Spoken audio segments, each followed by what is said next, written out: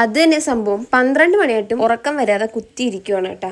അങ്ങനെ ഒരു വിധത്തിൽ നേരമൊക്കെ വെളുപ്പിച്ചിട്ടുണ്ട്. അപ്പൊ നമ്മുടെ ബ്രേക്ക്ഫാസ്റ്റ് ഇന്ന് കിണ്ണത്തപ്പമാണ് കേട്ടോ. അപ്പൊ ഉമ്മയുടെ പണി അവിടെ നടക്കട്ടെ, ബാ നമുക്ക് പോയി കുറച്ചു നേരം മിണ്ടിയും പറഞ്ഞിരിക്കാം. ഇന്ന് ഈ മടിയിൽ നിന്ന് എങ്ങനെ മോചനം കിട്ടും എന്നാണ് ഞാനിപ്പോൾ ആലോചിച്ചത്. മടി പിടിച്ചിരുന്നിട്ട് ലൈഫിലൊന്നും നേടാനില്ല. അപ്പോൾ നമുക്ക് ഈ മടി പിടിച്ച ദിവസം എങ്ങനെയൊന്ന് ആക്റ്റീവാക്കി എടുക്കാമെന്ന് നമുക്ക് നോക്കാം. ഡെയിലി വീഡിയോസ് ഇടണമെന്ന് ആഗ്രഹിക്കും, പക്ഷെ നടക്കത്തില്ല. പക്ഷേ നമ്മൾ സെറ്റാക്കും. വീഡിയോ ഒന്നിട്ട് ഒന്ന് കയറി വരുമ്പോൾ മടി നല്ലപോലെ വരും. അപ്പം ഞാനത് അവിടെ നിർത്തും. മടിയെല്ലാം മാറ്റി വീഡിയോ ഇടുമ്പോൾ അതൊന്ന് റീച്ച് കയറാൻ കുറച്ച് സമയവും എടുക്കും. ഇതാണ് എൻ്റെ അവസ്ഥ. ലേസി ഡേയിന്ന് എങ്ങനെ നമുക്കൊരു എനർജറ്റിക് ആയിട്ടുള്ളൊരു ഡേയിലോട്ട് മാറാമെന്നാണ്. ഏറ്റവും മടിയുള്ളൊരു സംഭവമാണ് കുളി. അപ്പം അതിൽ തന്നെ തുടങ്ങാം നമുക്ക്. ഇവരെ പരീക്ഷിച്ചിട്ടില്ല കേട്ടോ. അതായത് ഫുൾ താണിമിട്ടിയാണിത്. അതങ്ങനെ ഇരിക്കുന്നുണ്ട്. അപ്പോൾ ഒന്ന് പരീക്ഷിക്കാനൊരു മോഹം. ഇത് നമുക്ക് റോസ് വാട്ടറുമായിട്ട് മിക്സ് ചെയ്ത് യൂസ് ചെയ്യാം. മെനക്കെടാൻ കഴിയാത്തതുകൊണ്ട് ഈ വക സാധനങ്ങളൊന്നും ഞാൻ പരീക്ഷിക്കാറില്ല.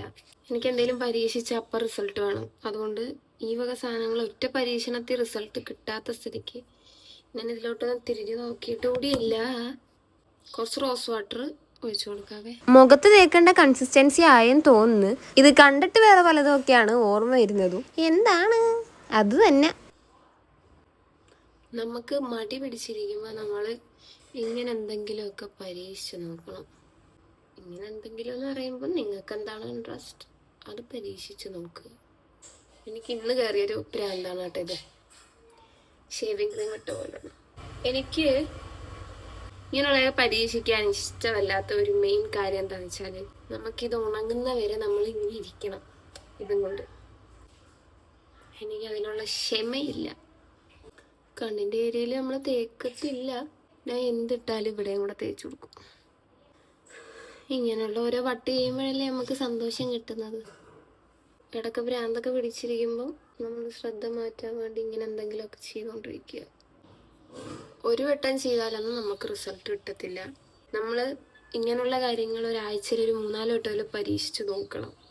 പക്ഷെ അങ്ങനെ പരീക്ഷിച്ച് നോക്കേണ്ട വരുമ്പോൾ ഇന്നുള്ള മൂഡ് നമുക്ക് നാളെ ഉണ്ടായിരിക്കണമെന്നില്ല. അങ്ങനെ നല്ലൊരു കുളിയൊക്കെ കഴിഞ്ഞ് വന്നപ്പോഴത്തേക്കും നമ്മുടെ കിണ്ണത്തപ്പം റെഡി ആയിട്ടുണ്ട്. അത് കഴിച്ചുകൊണ്ടിരിക്കുമ്പോഴാണ് നമ്മുടെ വീട്ടിൽ മുന്നേ വന്ന അതിഥി വന്നിട്ടുണ്ടായിരുന്നത്. അങ്ങനെ അവന്റെ പുറകെ നടന്ന് കുറച്ച് സമയം കളഞ്ഞ് അപ്പോഴാണ് ഒരു കാര്യം ഓർത്തത്. നമ്മുടെ ഹോസ്പിറ്റൽ ബാഗ് പാക്ക് ചെയ്യേണ്ട സമയമായിരിക്കുന്നു. നമുക്ക് പോയി പാക്ക് ചെയ്യാം. അപ്പൊ പാക്കിങ്ങിന്റെ വീഡിയോ ഞാൻ എന്തായാലും ഉടനെ അപ്ലോഡ് ചെയ്യാം. അടുത്തൊരു വീഡിയോ ആയിട്ട് കാണുന്നതായിരിക്കും. ടാറ്റ.